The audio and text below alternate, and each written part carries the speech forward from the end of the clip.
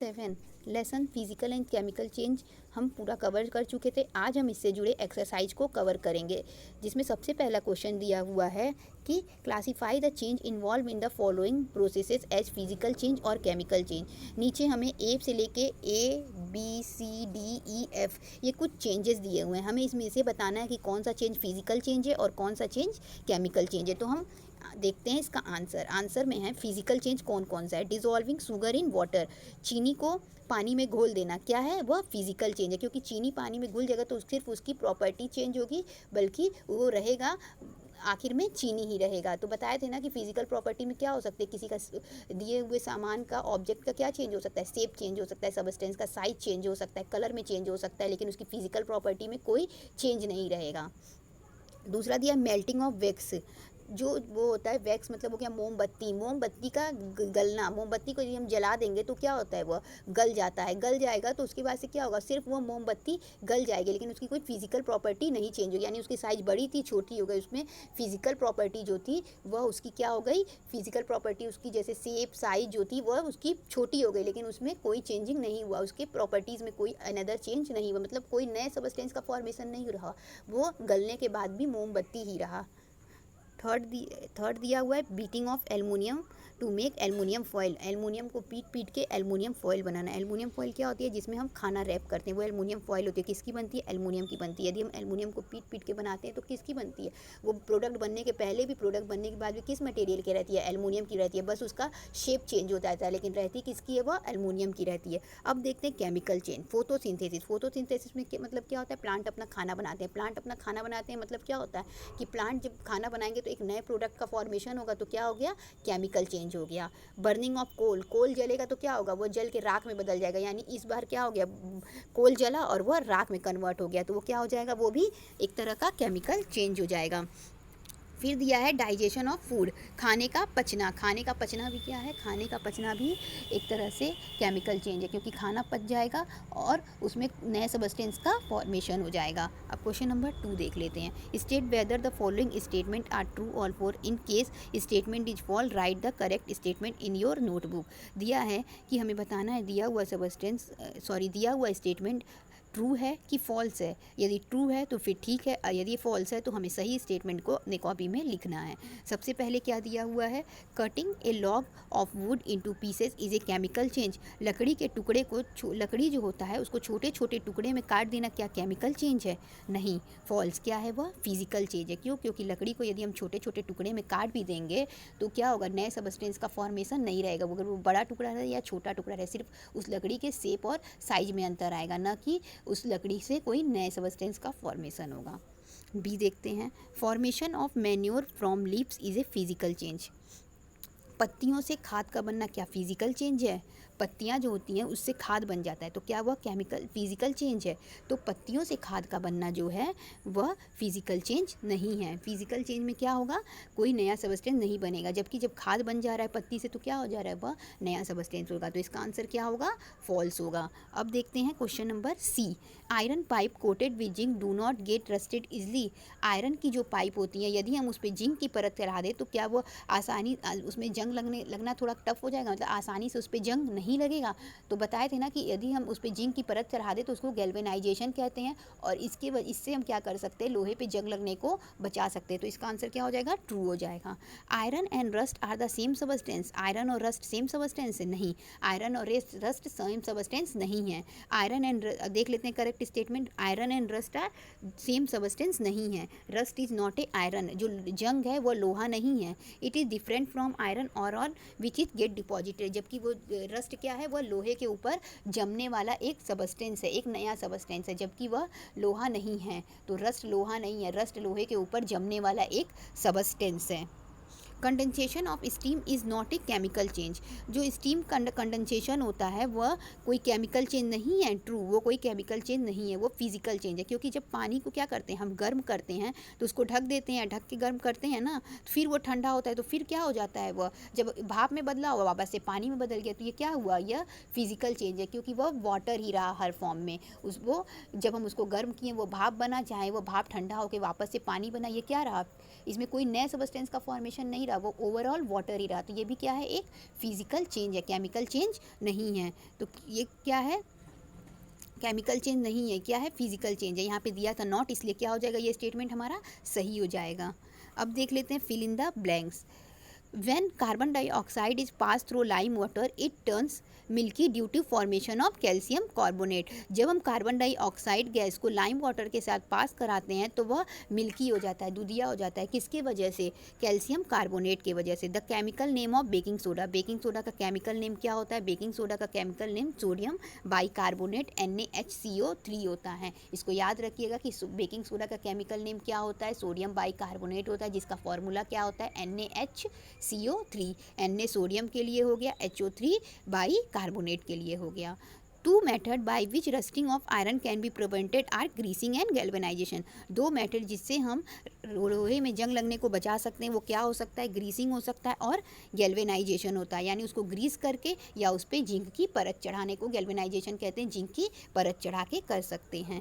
Change in which only physical property of a substance change are called physical change. ऐसा change जिसमें किसी substance की सिर्फ physical property में चेंज हो उसे फिजिकल चेंज कहते हैं। ऐसा चेंज जिसमें किसी भी सबस्टेंस की फिजिकल प्रॉपर्टी कौन कौन सी हो गई, शेप हो गई, साइज हो गई, कलर हो गई, ये सभी क्या है, फिजिकल प्रॉपर्टी। अगर इसमें कोई चेंज हो तो उसे फिजिकल चेंज कहते हैं। Change in which new substance are formed are called chemical change. और ऐसा चेंज जिसमें कोई नया सबस्टेंस का फॉर्मेशन हो, कोई नया सबस्टेंस बन जाए तो उसे केमिकल चेंज कहते हैं। अब क्वेश्चन नंबर 4 देख लेते हैं। When baking soda is mixed with lemon juice, जब बेकिंग सोडा को लेमन जूस मतलब नींबू के रस के साथ मिलाते हैं, bubbles are formed in the evolution of gas. तो क्या निकलता है, बबल्स निकलते हैं, बुलबुले निकलते हैं। What type of change it is, ये किस तरीके का चेंज है। इसे करके देखिएगा, बेकिंग सोडा घर में होगा और नींबू होगा, यदि हम उस पर नींबू काट के उस पर बेकिंग सोडा यदि हम डालेंगे तो वहाँ पे हमें बुलबुले जैसा दिखाई देगा। तो हमें बताना है कि वह कौन सा चेंज है और क्यों है।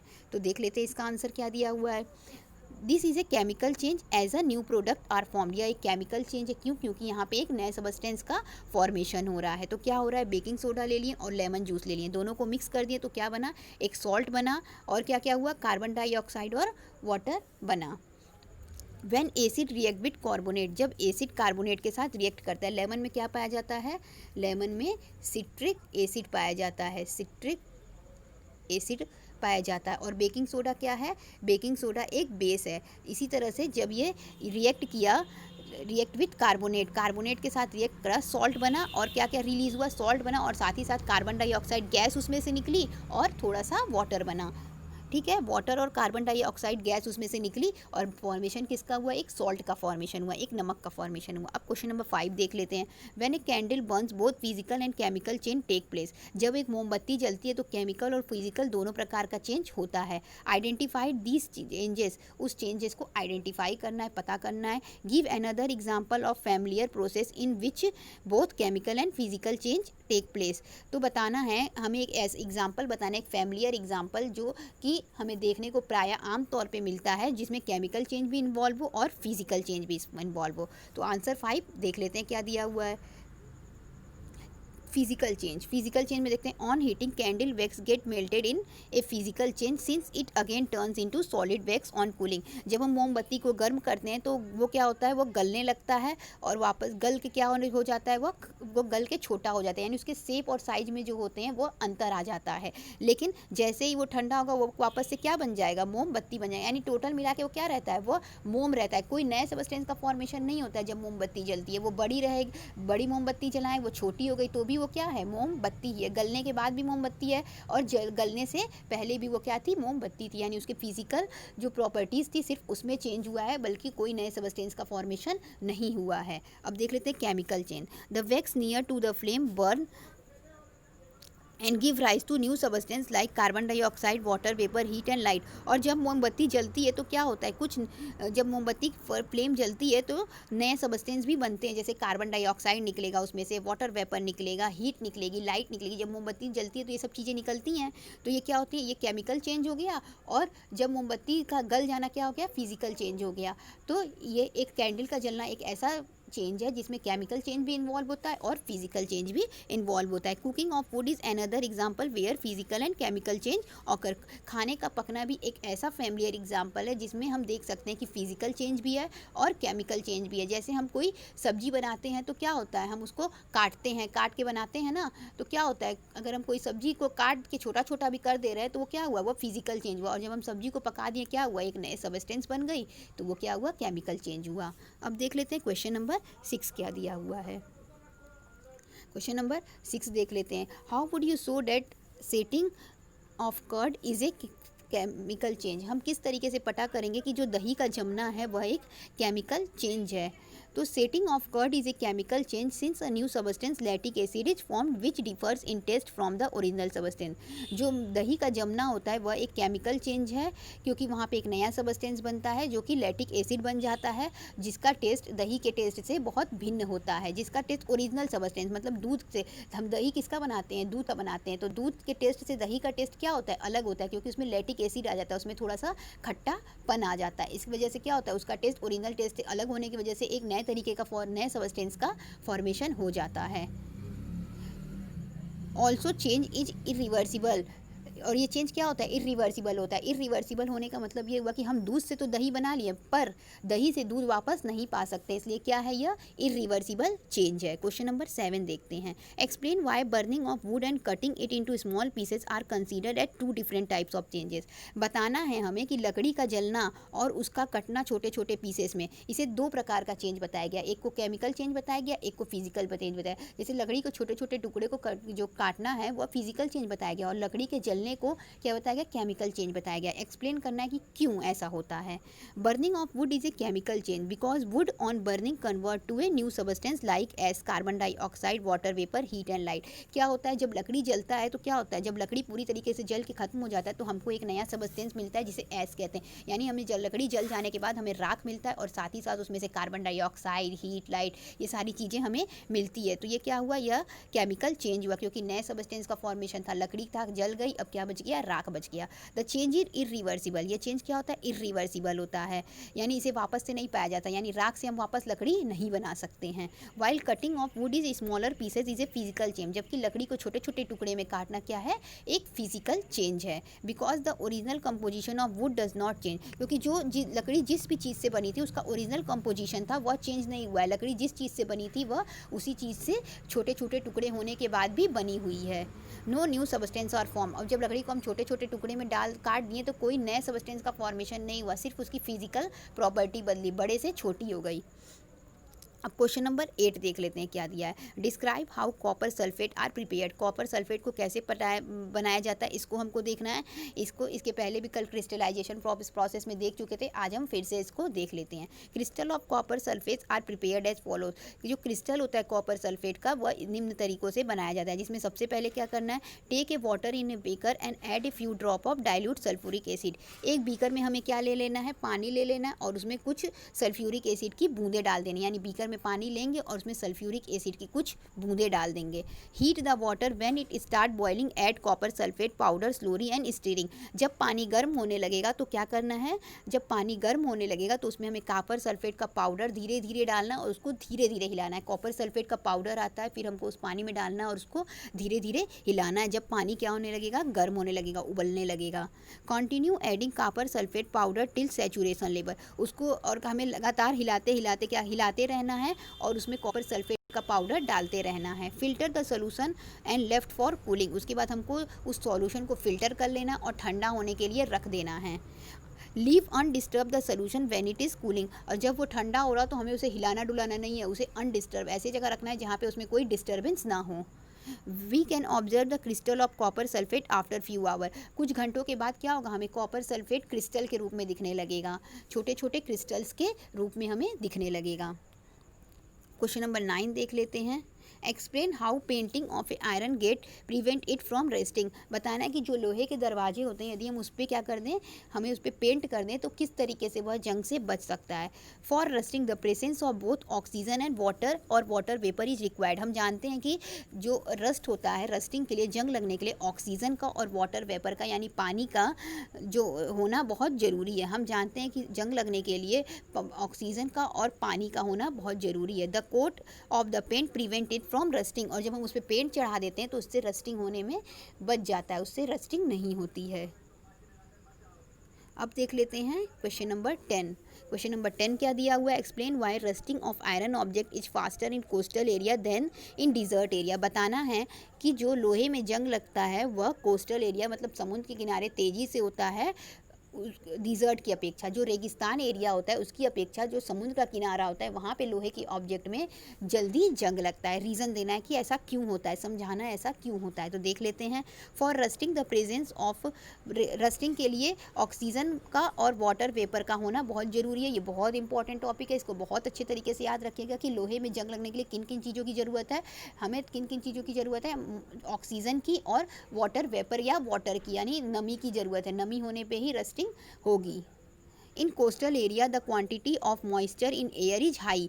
जो कोस्टल एरिया होता है वहाँ पे जो मॉइस्चर होती है, नमी होती है जो एटमॉस्फेयर में, वो काफ़ी ज़्यादा होती है as compare to desert area. Desert area में क्या होता है, कम होती है। जो कोस्टल एरिया होता है, समुद्र के किनारे के जो एरिया होते हैं वहाँ की नमी की मात्रा बहुत ज़्यादा होती है, जबकि जो रेगिस्तान होते हैं वहाँ ह्यूमिडिटी यानी नमी कम होती है। So rusting become faster in coastal area. इसी नमी ज़्यादा होने की वजह से, नमी ज़्यादा होगा तो क्या होगा, एटमॉस्फेयर में वाटर वेपर की मात्रा अधिक होगी, तो इससे क्या होगा कि जो जंग लगना होगा कोस्टल एरिया में ज़्यादा होने के कारण, यही एक रीज़न है कि कोस्टल एरिया में इसी कारण क्या होता है, जो लोहे के सामान होते हैं उसमें जल्दी जंग लग जाते हैं और डिज़र्ट एरिया में नमी कम होती है, इस कारण लोहे में जंग इतना जल्दी नहीं लग पाता है। क्वेश्चन नंबर 11 देख लेते हैं। The gas we use in kitchen is called liquefied petroleum gas LPG। जो गैस हम किचन में यूज़ करते हैं उसे LPG कहते हैं, जिसका फुल फॉर्म है liquefied petroleum gas. In the cylinder it exist as a liquid. ये सिलेंडर में लिक्विड के फॉर्म में पाया जाता है। When it comes out of cylinder it become gas. जब ये सिलेंडर से बाहर आता है तो वह क्या हो जाता है, वह गैस हो जाता है। तो चेंज ए हुआ, चेंज ए क्या है, वह change process A is chemical change. Change A क्या है, वह केमिकल चेंज हुआ, यानी जब उसमें से आ गया तो एक नए सबस्टेंस का फॉर्मेशन हो गया, लिक्विड से क्या बन गया, वह गैस बन गया। तो कौन सा चेंज हुआ, chemical change. Then it turns change B. फिर उसके बाद वह किस में बदल जाता है, फिर उसके बाद चेंज बी वह केमिकल चेंज में ही बदल जाता है। The following statement pertains that these changes choose the correct one. इसमें से हमें सही बताना है। तो process B is a chemical change, तो इसमें से कौन सा सही हो जाएगा कि जो प्रोसेस बी है वो क्या है, यह एक तरीके का केमिकल चेंज है, क्योंकि इसमें हमें क्या हो रहा है, नए सबस्टेंस का फॉर्मेशन हो रहा है। वो लिक्विड से किस में बदल जा रहा है, वह गैस में बदल जा रहा है। तो ये क्या है, एक तरीके का केमिकल चेंज है। तो कौन सा है, चेंज ए केमिकल चेंज है कि चेंज बी, तो चेंज बी जो है वह केमिकल चेंज है। अब क्वेश्चन नंबर 12 देख लेते हैं। Anaerobic bacteria digest animal waste.